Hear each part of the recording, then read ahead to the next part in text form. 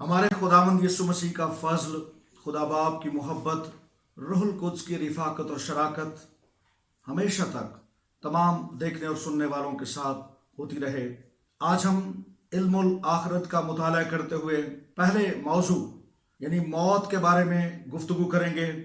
लफ्ज़ मौत के लुग़वी माने जो मुख्तलिफ लुगातों में लिखे हुए हैं, इसका मतलब है नेस्त हो जाना, इंतकाल कर जाना, नाबूद हो जाना, अलहदगी, रहलत और जुदा हो जाना।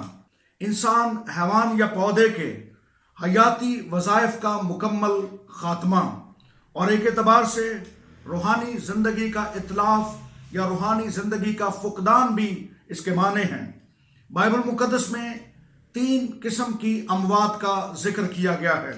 नंबर 1 फिजिकल डेथ यानी जिस्मानी मौत। नंबर 2 स्पिरिचुअल डेथ यानी रूहानी मौत। और नंबर 3 अबदी मौत, इटर्नल डेथ। और आज हम इन तीनों अमवात का बारी बारी जिक्र करेंगे और बाइबल मुक़द्दस में से देखेंगे कि इन तीनों अमवात के क्या माने हैं। सबसे पहले हम जिस्मानी मौत के बारे में गुफ्तगू करेंगे। जिस्म की मौत, किताब मुक़द्दस ये बयान करती है कि आदमियों के लिए एक बार मरना और फिर अदालत का होना मुकर्रर कर दिया गया। इब्रानियों का मुसन्निफ 9वें बाब में इस बात को बयान करता है।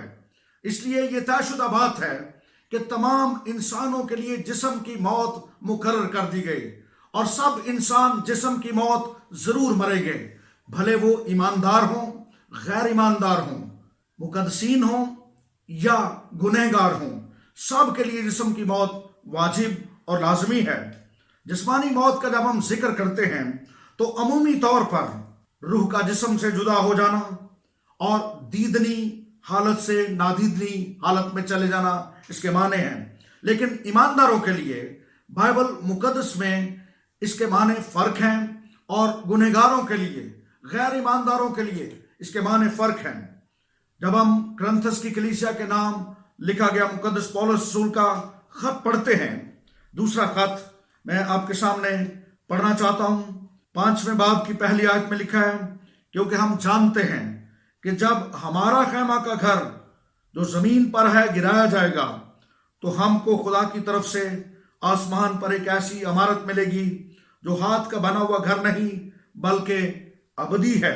इसी तरह जब हम फिलिप्पी की कलीसिया के नाम लिखा गया मुक़द्दस पौलुस रसूल का बयान पढ़ते हैं, पहले बाब की 23वीं आयत, तो यहाँ पर लिखा है कि मैं दोनों तरफ फंसा हुआ हूँ, मेरा जी तो ये चाहता है कि कूच करके मसीह के पास जा रहूं, क्योंकि ये बहुत ही बेहतर है।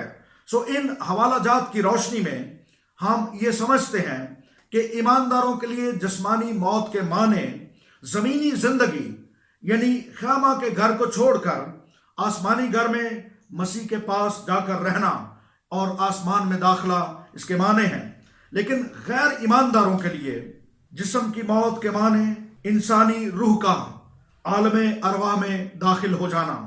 जब हम लूका की इंजील उसके 16वें बाब को, मत्ती की इंजील उसके 10वें बाब को और मुकाशफा की किताब, नबूवती किताब उसके 20वें बाब का मुताला करते हैं तो हमें यह पता चलता है कि गैर ईमानदारों के लिए जिस्मानी मौत के माने इंसानी रूह का आलमे अरवाह में दाखिल हो जाना है।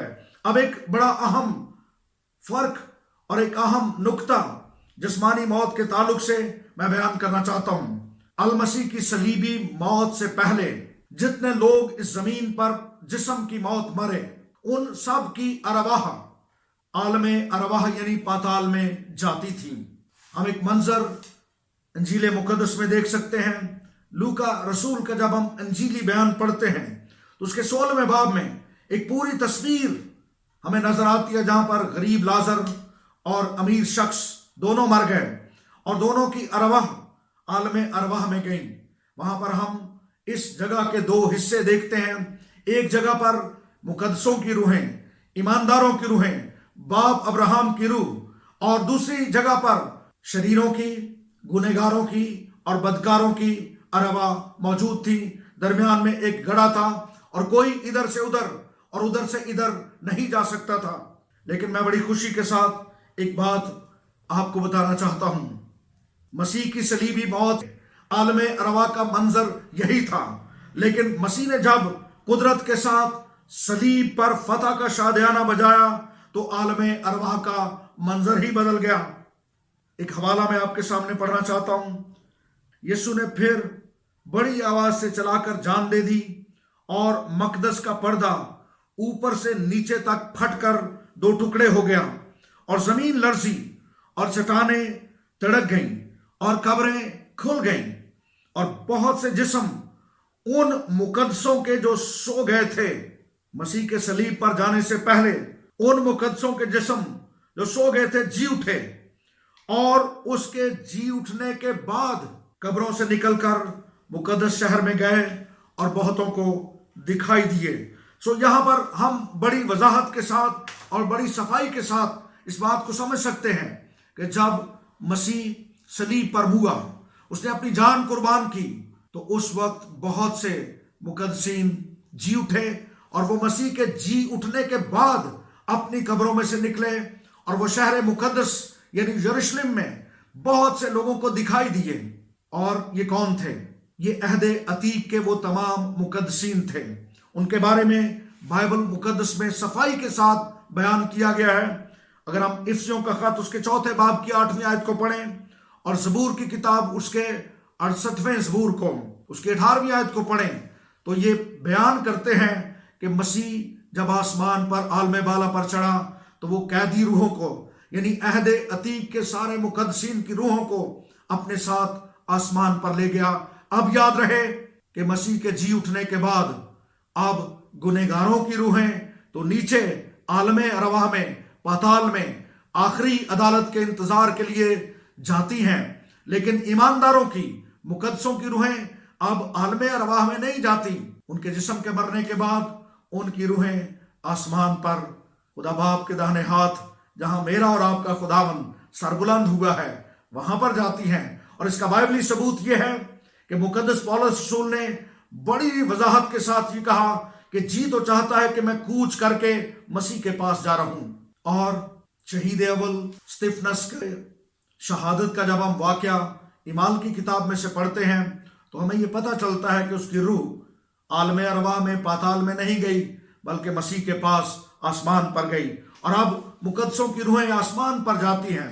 جسم کی موت کے بارے میں ایک اور بڑی خاص بات میں بیان کرنا چاہتا ہوں، اس کو بھی دھیان سے سمجھنے کی کوشش کیجئے۔ جسم کی موت انسانی زندگی کا کلیتاً خاتمہ نہیں ہے۔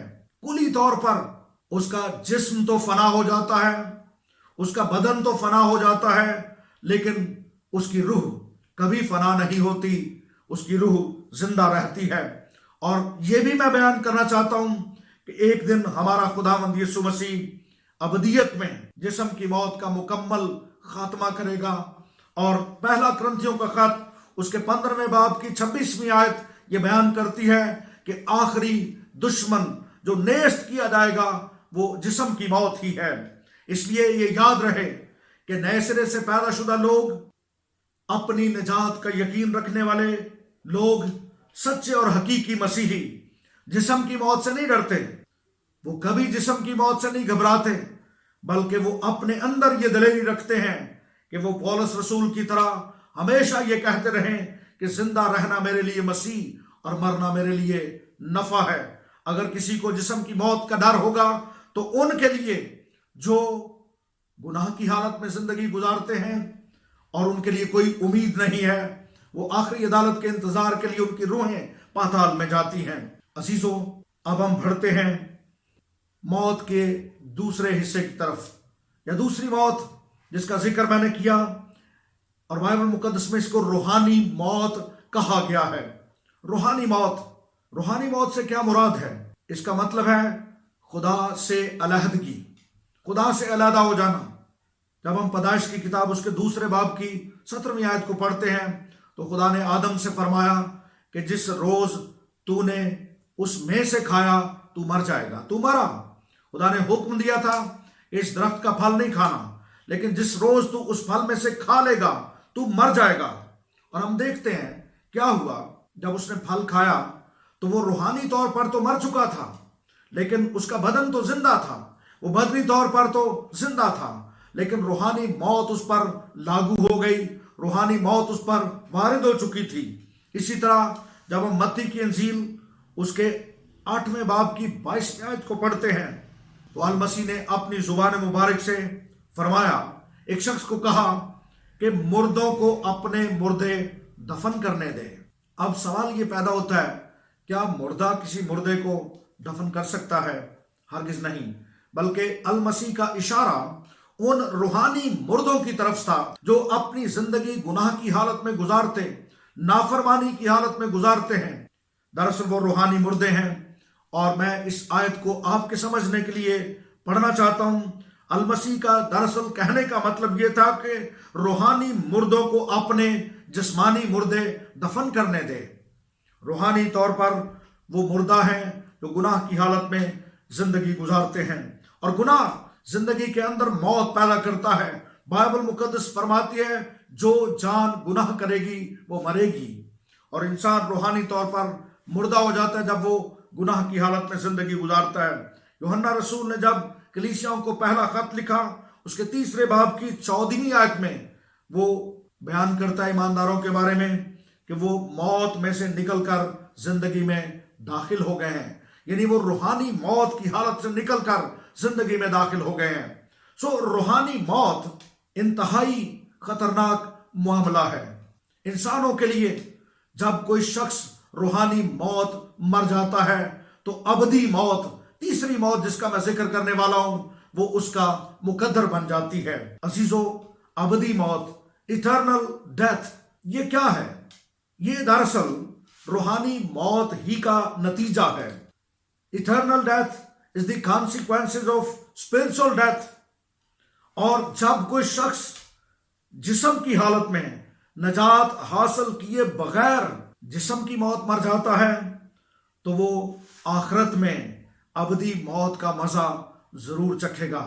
آخری عدالت میں وہ خدا کی سچی عدالت سے بچ نہیں سکے گا. ابدی موت اس کا انتظار کر رہی ہے.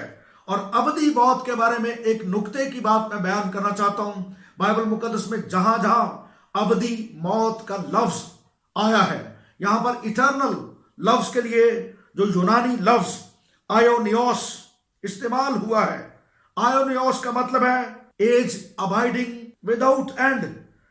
اور اس کا ایک مطلب جو میں نے پڑھا وہ آپ کے سامنے بیان کرنا چاہتا ہوں، without beginning and without ending, یعنی ایسی موت جس کا خاتمہ کبھی نہیں ہوگا.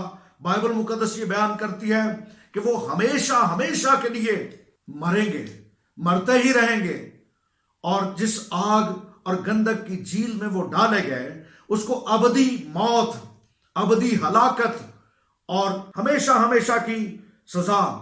اور یہاں پر ایک جو نکتے والی سمجھنے والی بات ہے وہ یہ ہے کہ ابدی موت بھی انسانی وجود کا خاتمہ نہیں کرے گی. جب ہم اناجیل کا مطالعہ کرتے ہیں تو ہمیں معلوم ہوتا ہے گنہگار اس آگ اور گندک کی جھیل میں ڈالے گئے جہاں رونا اور دانتوں کا پیسنا ہے. اور آگے جا کر لکھا ہے کہ جہاں نہ آگ بجھتی ہے اور نہ ان کا کیڑا مرتا ہے. اس کا مطلب ہے کہ آگ بھی نہیں بجھے گی، اور وہ بدن جو آگ کی جھیل میں ڈالے گئے وہ کبھی فنا بھی نہیں ہوں گے، ختم بھی نہیں ہوں گے. تسلنیکیوں کے دوسرے خط اس کے پہلے باب کی 7ویں آیت میں اس کو ابدی ہلاکت، اور یہودا کا خط اس کی 7ویں آیت میں ہمیشہ تک جلنے والی آگ اس کو بیان کیا گیا ہے. المسیح نے خود اپنی زبان مبارک سے فرمایا، اس نے تعلیم دی، بائیں ہاتھ والا گروہ ان کے متعلق لکھا ہے، اے ملاؤنو میرے سامنے سے اس ہمیشہ کی آگ میں چلے جاؤ جو ابلیس اور اس کے فرشتوں کے لیے تیار کی گئی ہے. یہاں پر ایک بات کا ذکر کرنا انتہائی ضروری سمجھتا ہوں. جہنم خدا نے انسانوں کے لیے نہیں بنائی. میرے عزیز، خدا انسان سے بے حد محبت کرتا ہے. جہنم اور آگ کی وہ جھیل جس کا ذکر ہم کر رہے ہیں وہ خدا قدوس نے ابلیس اور اس کے ساتھ باغی فرشتوں کے لیے بنائی تھی. یہ انتہائی دکھ اور افسوس کی بات ہے کہ بہت سے انسان اس بات پر بضد ہیں، وہ ضد کر رہے ہیں کہ میں نے جہنم میں جانا ہے، اور وہ خدا کے حکموں سے بغاوت کرتے ہیں۔ سو عزیزو، یاد رہے کہ جب کوئی شخص روحانی طور پر مر جاتا ہے، وہ زندگی کے اندر خداوند یسوع مسیح کو قبول نہیں کرتا، وہ اپنی زندگی اسے نہیں دیتا، اور گناہ کی حالت میں، جب وہ جسم کی حالت میں، گناہ کی حالت میں زندگی گزارتا ہے، تو ابدی ہلاکت اس کا مقدر بن جاتی ہے۔ اس پیغام کے آخر میں آپ کے سامنے ایک حوالہ پڑھنا چاہتا ہوں۔ مکاشفہ کی کتاب، نبوتی کتاب، اس کے 20ویں باب کو ہم پڑھیں گے، اس کی 11ویں آیت سے لے کر 15ویں آیت تک۔ خدا کے کلام کو غور سے سنیے۔ پھر میں نے ایک بڑا سفید تخت اور اس کو جو اس پر بیٹھا ہوا تھا دیکھا، جس کے سامنے سے زمین اور آسمان بھاگ گئے اور انہیں کہیں جگہ نہ ملی۔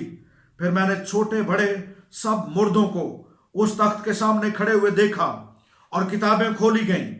پھر ایک اور کتاب کھولی گئی، یعنی کتاب حیات، اور جس طرح ان کتابوں میں لکھا ہوا تھا، ان کے اعمال کے مطابق مردوں کا انصاف کیا گیا، اور سمندر نے اپنے اندر کے مردوں کو دے دیا، اور موت اور عالم ارواح نے اپنے اپنے اندر کے مردوں کو دے دیا، اور ان میں سے ہر ایک کے اعمال کے موافق اس کا انصاف کیا گیا۔ پھر موت اور عالم ارواح آگ کی جھیل میں ڈالے گئے، اور آگ کی جھیل، یہ آگ کی جھیل دوسری موت ہے، اور جس کسی کا نام کتاب حیات میں لکھا ہوا نہ ملا، وہ آگ کی جھیل میں ڈالا گیا، جس کو ہم ابدی موت کہتے ہیں۔ عزیزو، میری دعا ہے کہ کاش میرے دیکھنے اور سننے والوں میں سے کوئی ایک بھی نہ ہو جو ابدی ہلاکت کے سپرد کر دیا جائے۔ میری آپ سب کے لیے یہ دعا ہے کہ آپ خداوند یسوع مسیح کو اپنا شخصی نجات دہندہ قبول کیجئے، اور موت میں سے نکل کر، ابدی موت میں سے نکل کر اس کی تیار کردہ ہمیشہ کی زندگی میں داخل ہو جائیے۔ God bless you.